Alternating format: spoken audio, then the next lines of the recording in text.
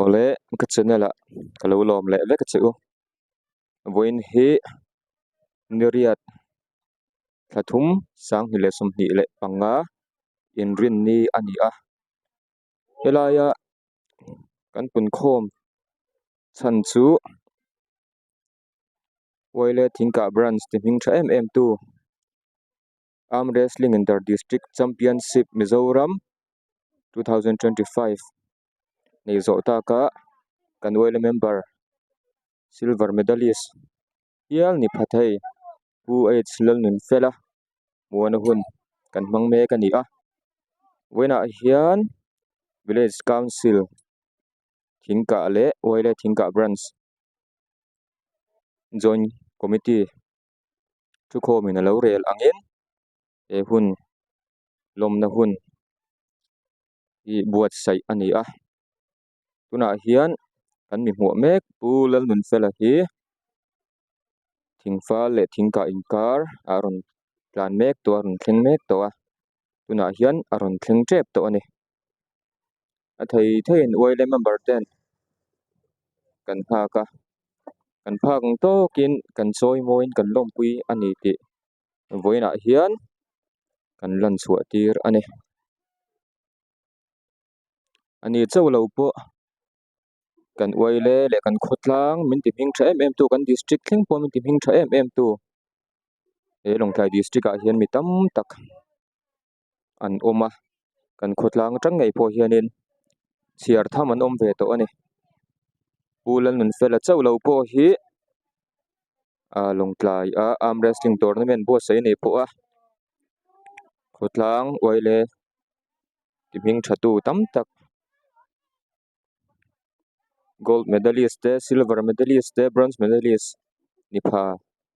kan nau te zinga an om ani kan malom hun zel tura po he in el na thiang lim in ti siak na thiang lim taka hi ngai hlu deuh dewa emi konga hian thalai thachak zawk ten thei top kan chhuat thara rilru kan pek thara thingka khotlang ti hmasawn tu ti hming tha tu theuh turin kan zawa in kan in sawma tran ila thar zelang u tin chumi konga kan soi lan du chu tiang ni thei tur chuanin kan zawai mai hian masabera chuan Christian thatak pathian ring tu dik tak kan ni ngaya pathian ring tu dik tak chuanina ati nge ngei tur chu nun vong uluk le thiang lim taka nun hmana rui thei thil le thil thalo laka in thir fihlima nun man hi ani a sutiang tel lo chuanin thui a thlen thei lo ani engkonga ma infiam na kong tin renga po chuwang chuan pathian hi kan hruai tu kan ban tha ti chak tu le choi moina dik tak min pe thei tu ani tia ti mani na infiam na hmang ti le thil dang hmang tia kan pathian hi kan choi moi anga yani chutiang tur chuan kan zawain tongtai na lama po dorong bol na konga po mitlom ngai oile member kan ni nang taka tlom ngai pol lian ber kan ni na nga rong bola tongwe chu konga midang ta namal somna ningei turin oile thingka branch member zong zong te kanin som thar vele ani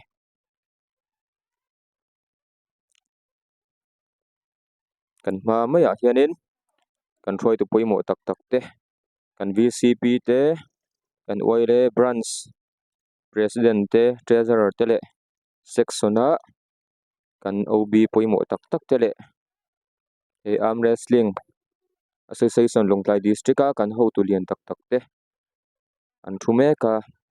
program han tak tak huna chung te po chu achiang zawkin introduction te po trazel turin in ngai ila kan hmalam hun tur kan video lak zel turin a hril dawn chawani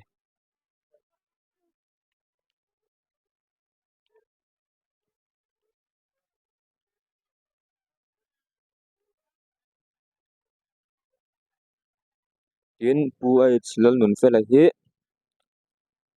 YLA Pasong section member duom tak ni mek ani bok ani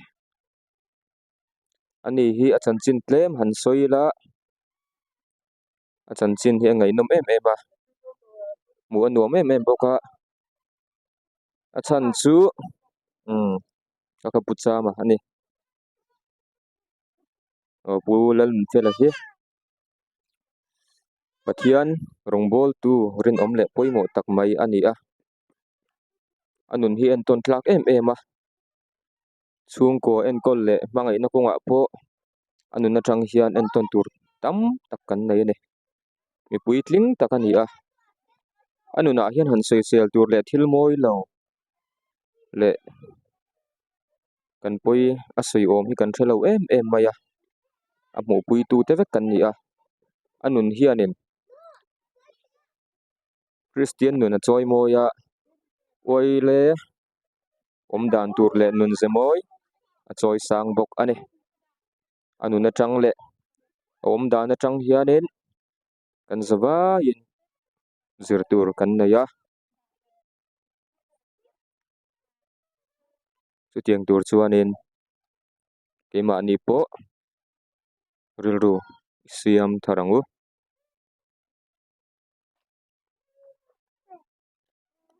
tan fence te rin om takin an hmuak ani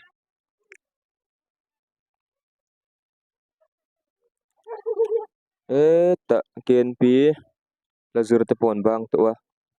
hian an banga ti hian kan khotlang tim hing thatu kan oile member duom tak pu fela buan na lampanga ti hian an om sun zom ve khala ani an fel khop mai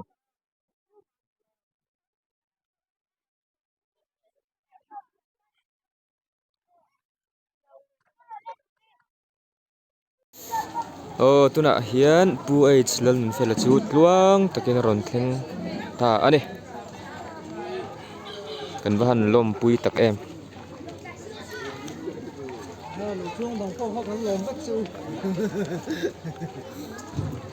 a chuan pui te zong zong nen buina hin kan choi moi ngal ani e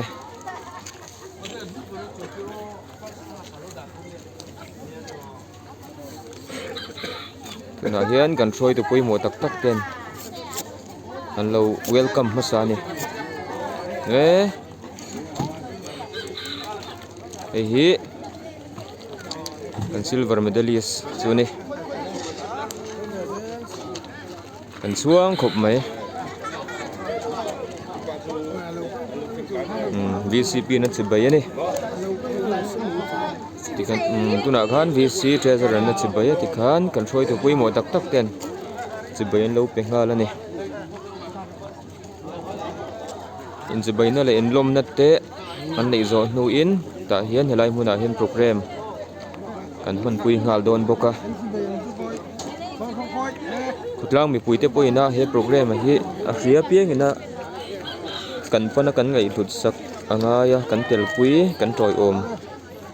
pui angai ani atam thayang ber ron pung khom turin khutlang mi pui te he channel kaltlang hianin kanin cha ve le ngot mai ni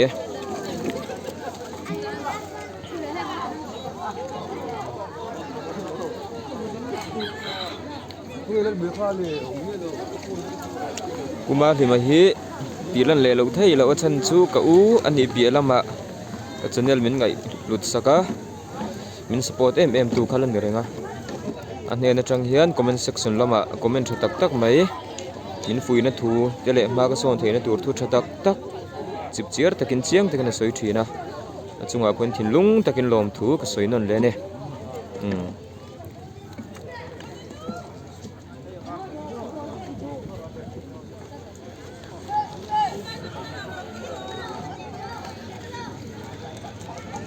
hi purema kan thinga khutlang tana papoi mo tak mai mi ti dam theina nei ania pathian na pek ania mi na lai mi tam tak ati dam sak do ni ke ngai po hi ati dam te zinga ka telani kolom khop mai dam reng ro se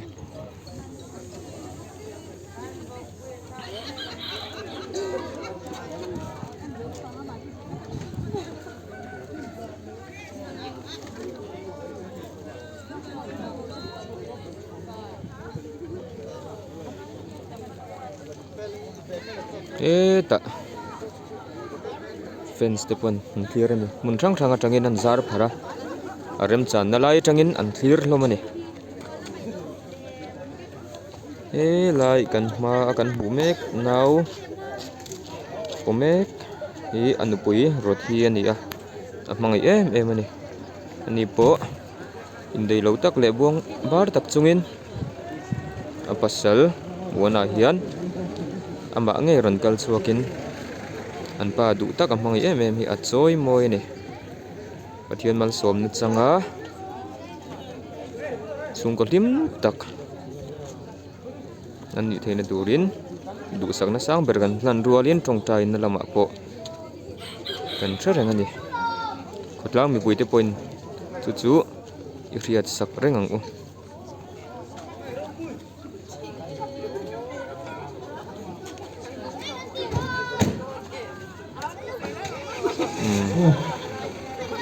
tuna program kan thanang bulan pula kalau lom chưa kalau uang chơi nhiều thì pha masalah kan saya tin masalah cuan kian rofi berse kita kan saya jumpa kan boynia kan uele mempa bulan pula Mizoram kumua pa armwrestling Nina Longtai district awin kala silver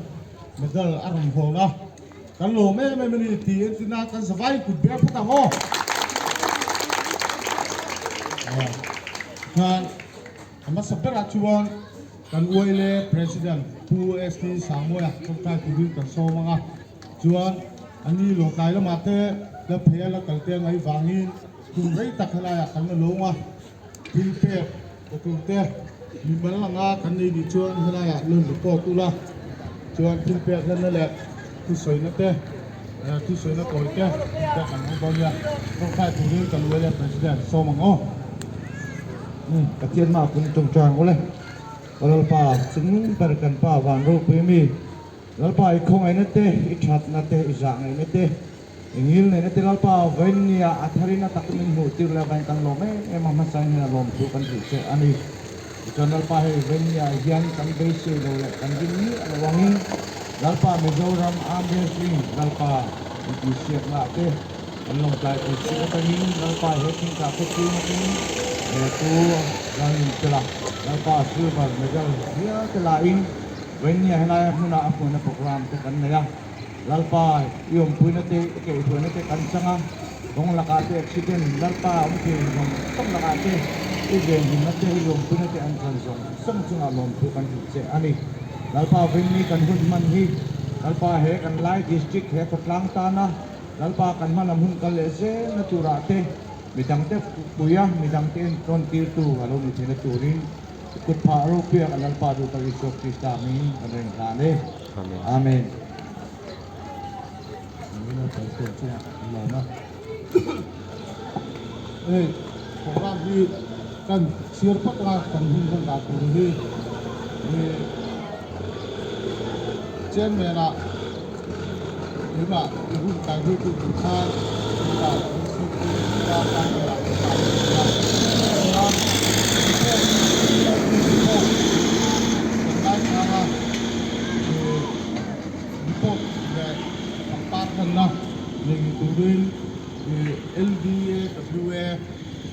kan so mga pop pe pain il pe klan na ane khala nga tu ni zo chuan e mis parte finance secretary LDA WA il pe na ane ko nga chuan lom tu soina kha milasi logot mo yin te ka kalen no ka lom tu soina ne nga chuan theta LDA WA president puroi dia mi akal pufela te akal le kami helaya an buat sei dan te ngai ai zola an man da te report na pe na chon thil pe na kita le staff te le wai le pa so se so te le LWA te thil pe na ka an ne don ni chuan chum hai hai voi nia thingka changa arm wrestling tu te tam tak chalai tia kan kama line arm wrestling lara me man zoram tirama kuvel punghu pon tuna hian lara chalai tia tam tak tuna hian arm wrestling lama kal na saf siam na football te tin chuan kan veng khi kan van nia tuna po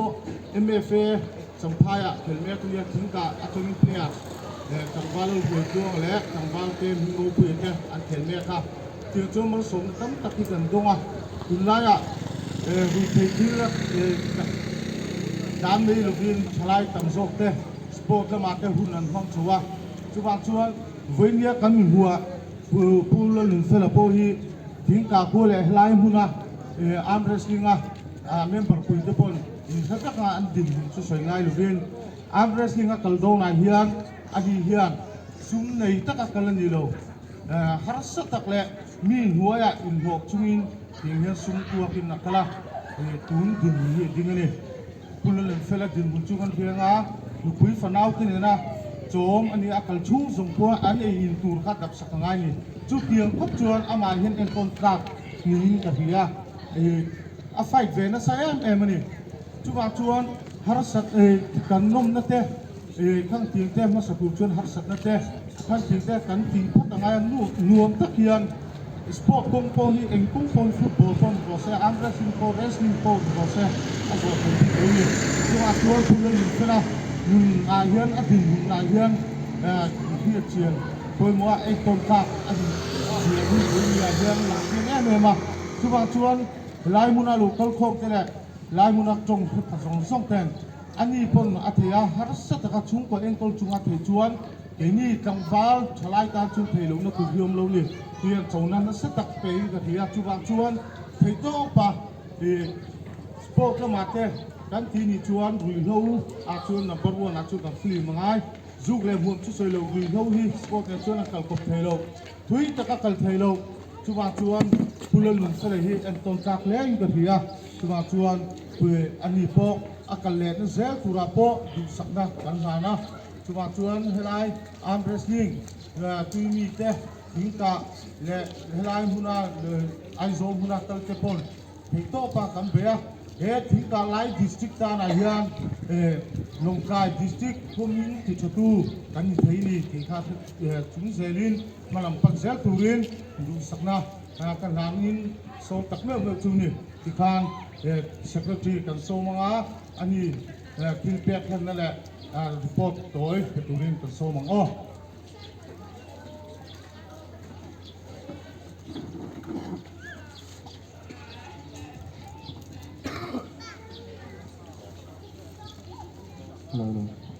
mas ay kay bil ram got ma ang kadi na situation secretary kanina sun report kamne tahi kan share sok jing na Longka district amrasting association tayo no pang tayo may kan met ng sahi som hi kali kagwar ni som pre sa tinsaw kaniya master patian tayo so ni hoya tunahian medal panga national medal pakat ang hingga na kan kan tayo to kan suwa ini Mavis Permanent Outdoor Tidak Fian Education Association in technical training Mr. kan dia tetap ini laporan makan lah tuntin laporan tuntal tu kan ini jualan pohon kan yang berkal Mr. kan dia masa kan malu kamar si sampai ke dia district sungai tournament under 14 grassroots level Mavis championship tournament dia sedang dia bangun tim ni tu kan tu baik tu ni hopo tambil tua tu baik bah kai jadi hobi kan dari lawan memang kan pasal memang macam te kutlang le kau kan sila tu kan boya ten te dan lena bang tu kan boya memang kalau tu thei ko kan memang lawa kita kan presiden yang tim hier boya ni kan sisi sultan tan hier sini memang mahir ini haknya memang akhirnya pola tu kan saya tuan itu nak kan association member age lang pula si ke som rupanga kategori akhela ang kategori ahin ni somnga pariat dalin silver medal la phan ni kan lok puye memang kan sur tak zeli ni atau ni sisi sultan Dia anh ya, kan fan ya.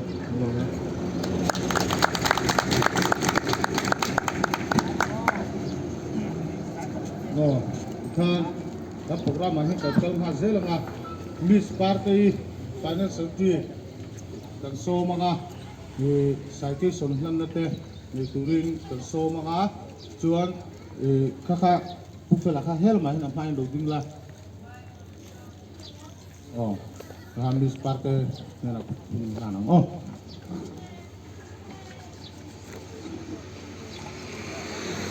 anh vai cha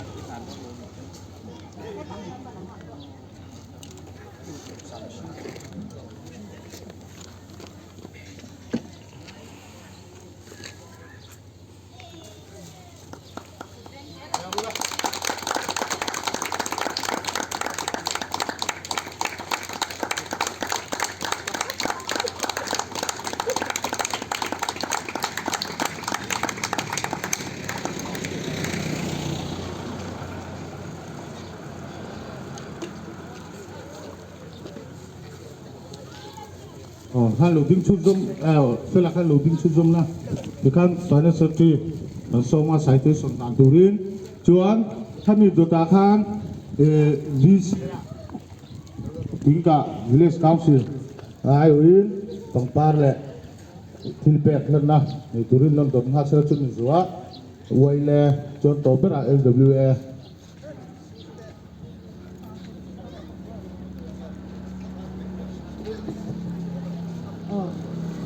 Longkai District Ambassador Association of Treasurer delighted me Lompoy na Thilhan Longkai District Ambassador Association ay o in kanin ka na nga at huhi ka charge-hawk na sapot nga Lompoy na H. Lalun Fela 6 Novice Origin Arm Wrestling Championship 2025 Ramdun Indoor Stadium Hunanaya Kesi Somruk pa nga kategorya second place pahina silver medalist ini hi keini Longkai District Arm Wrestling Association chuan kan chuang che in kan Lompoy tak zet che a ikal le zel na tura du sang na sang ber kan hna na che Longkai District Arm Wrestling Association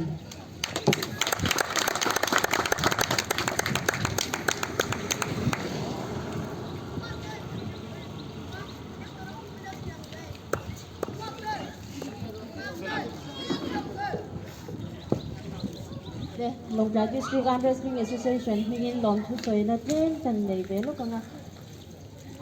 in pathian ne na lon thu om sela kan players te district danga tournament neya ankal chwa hian association kan pachia ja hi kan in she chwak le china chuti rai chuan hei lom man thatak pahni na silver medalist nei theya thingka mi pui te in mi troi om na hei mo na hun min nei pui theya veng chung oil le VC le khotang mi pui te chunga Longkai District Arm Wrestling Association hingin lom thu ka soi du a kan program akhir de lu nen kan som na te kan ngen na che ute min ngai poi mo saka in hun che takara chalai lamte blanket suk na tlang te in nei ti te kan lo sha tu ti chung po mi heti zong min tel pui theya min om pui thei ki kan mu hian kan sha thian kan loma Longkai District Arm Wrestling Association mingin lom thu kan shilani chang kan player te le pu excel nun fela po akal le zer na tura om pui pathian in vengin om pui ve sela ti ha Longkai District Arm Wrestling Association mingin lom thu ka soyani kalobe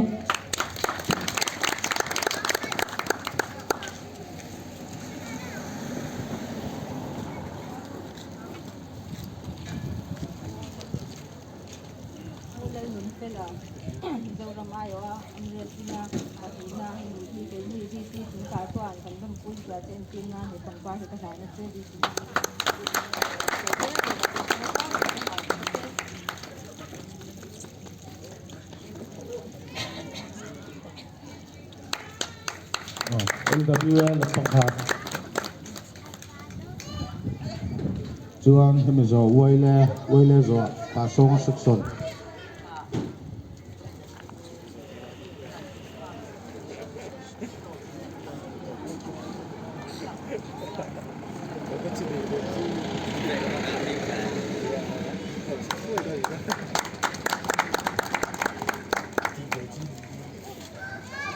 Hello, ole. Hey, Venya Hian Pu An Fela. Mizoram Arm Wrestling. Kay Som Bukle. Panga category silver jubilee silver gold silver medal lahi kini uai tingkat tujuan kalau kita kerja Venya Hian jeng tampo ni loving besok ya tingkat uai le brand saya wing tak ada sih.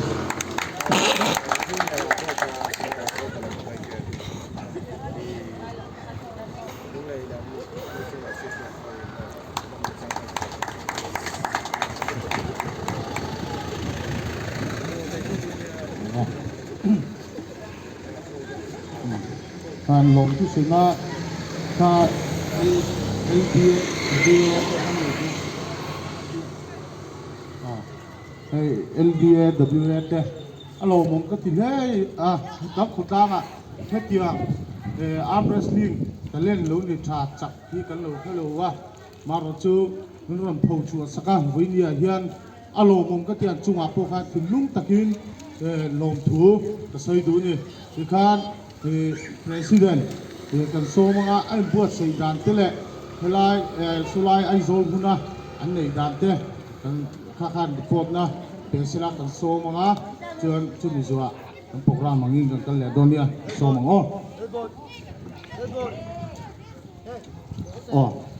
ama sain helai thingka potlang foi tu te vc te LWA te le OLA te le section 42 te le helaya kan thom se pachinina miron troi om tu jong chunga Longkai District Arm Wrestling Association men lom thu asoi dua kan 42 ten thilom zia an sei fia towa sei bel ngai om ka phelawa amaro chu tunai hian kariru ka thinlung tak chuan lom wangin ka mitui atani kan pachiat sia chiang tu chu kan player te thoni ka sia helai kan kalmain riru ha du le mai sporta budget ta kan nan nilawa council ti boinga man nilawa mitlom ngai te le mithil phal te wa kwalin bazara hian ta kwal chinani chu wangin helai an kalna tura po kan zong tak niala amaro chu kan hu zo tak lo wangin tuna kan player kalte hi mani sum senga kalte anni an mani sum sengin an kala kalam holam an thingpui na tur tak nial po pol hian kan lo tum sak thelawa chumi jong a chuan kan player te chunga po thupa kan choya tin ain pek na ro pui ka tia an chunga po lom thu ka soi du bokane kan kaldan he ni lai ni helai changin elene sa a thenen pheya ke kan obi pui apa te soi tura kal tu amatora kala ka changche em maya ka fa te pahi ne kan kala ta chuan plom takin kailama kan thenga atuk maya in khel hal turan ni lova achan chu tuk leng khel turan ni wangin ni khachu nom ha damte kan ngai wangin ke kha kalova phema sa pela hi ama ber hi aizola po healthy te le achung te thenin tu ten hada wangin engpo ni sela lo lungai lo photla lo thengla aizoli then huna ti dan kan ngai tu donia katia solai hmun ha ka ke galo oma athen na tu homestay hotel te galo belo beka sumo achumna tur stand zong leng kan a location fel pa takin kain thin loka chuan an ni po boy na nei mi alovin homestay a chuan alu ngala chuan khatang khan kan player te an om ha dama atuka zindaru atangi imbuktan ani wangin cho ko tu makan ei lo ne thami in khelni bera hian chamu ma tu makan ei lo achan chu daru ka changa dar somin ka hi imbukun ani wangin kai imbuk supa mi telam chanem sia ta chuan kan nau te po ama support an nia lom thu ka sei duwa pela nei hang kan kala ke ni hit de min kan wat lai do ne kan khen na inter ka ta wangin ta chon tuang takin ain buk zawa in khel chan ha la ni a kan nau te ril tramin an oma karil ruwa ha em maya ta chuan kan nau te thei to pin ka fuya lai district chim hian ti tur kan nei ni sum le paya solampang kan he chu thei don lo ama ro chu kan thil ti theina he kan tumru na mangin in fiam na mangin zir na mangin tai mak na mangin kan he the ni ti kha ka phui dan ber ani chuan tuna islan no pela khelna we T60 category ani a ning ziak lu zong he mi za thum le somriat an tlinga ta chuan Mizoram pum pui ane wangin zing dar soma kan tran kha zan dar som kan thlenga ne ta chon loman pokai sem thei chawa kan naute an ril tram towa thing pui te kan intira tiang khanin kan hun te kan banga pathianin kan thorim na te asia rotlin na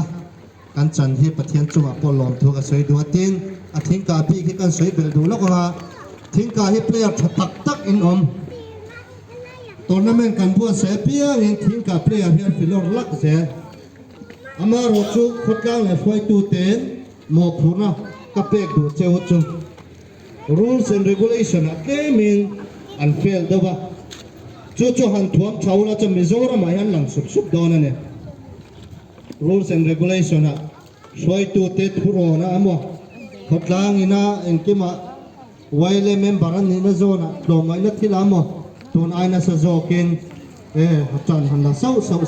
sela player thatak tak ina chuk cheu don ti ka thia football thilamo thil in film na film solfa thila po thingka ko chok sim chu khoi venga ma za bui om lo an pilo lo ze chu wangin am wrestling po he aru no chuaka tuna po in cha chho zel don ti ka sia chu wangin foi tu te la kotlang foi tu te in support na thaboka in chunga rin na kan hat sang le mai kan tho ho ze langa in thalai te hi Asia level ate world level ate kal thei turin kong ai hong ren chon ni ka soi du ni tin kan player hela kan ma ding me ki kan ma loka wala khel turin tu na hian khan ani to ni India ram am ayoin khong ai kut bengi lo lom lo ka go kun khat le ka wal khel thei turin khong ai lo ding sela he banal du ata Mizoram a po champion towa Asia Hanania wala po Hanani tone ani national medalist kan nei chunane Amazara Longkai district hian ma kan son maya marla min lo thil thup ko ane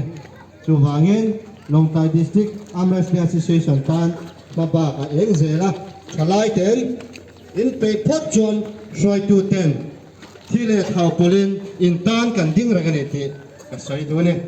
so soi no hun sa tak min pe wan ka lo me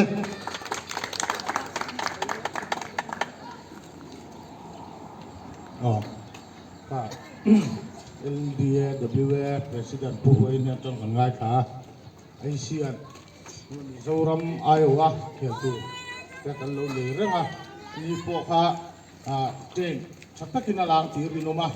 du sakna kan hana champion ngai tu khan du sakna kan han bokani khan elaya selat ti hian kan talta tin hun masalama khan lo ne om tak ni ma ro chu lo mang hi pala ke mura ngoi ni yan he nu apa le nu puiten ron toy ma ka thi ten ni se do polta tin production ka pelok nga sela pa ni ro ni sela nu om to lo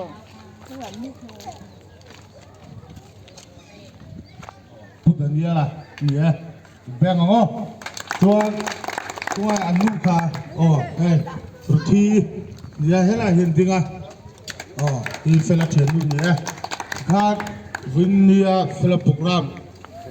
lai bo na program chu to blang pang kalun hi don donga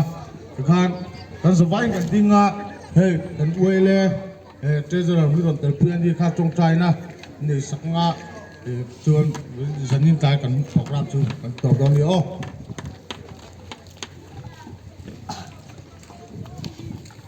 pathiam ma kon in chong cha ngi lalpa hun thleng ayom puina le kai thuina kan chana lom tu kan hon se e kan uile member pui lalun fela lalpa arm wrestling a chanvoro pui takte i chan tirai pe ka vain lom tu kan hon se ko ke voini kan hun mante nang mal min sia sakla hun kala zel turapo maso na ro pui tak min thlen tu ni thlen turin isu ki samin kan dila che amen kan Chui Woi tui le vak ula. member Woi slam in fela Wa na le lom na hun choi moi na hun chu Thing ka bi ka chuan kan mang zo ta a ai lom na pui le choi moi na sang zo tong klai lama mun pui lama lalom chho zel turan ni lamman chho zel turan ni ti kha clear to mi pui ten kan thanon ni in zawa in kun man nuam bek ule bob kharnan si bai ve lom lok nge kau fel si bayang le ro pui khop man bede ka bek in zawa in hun man nuam bek ule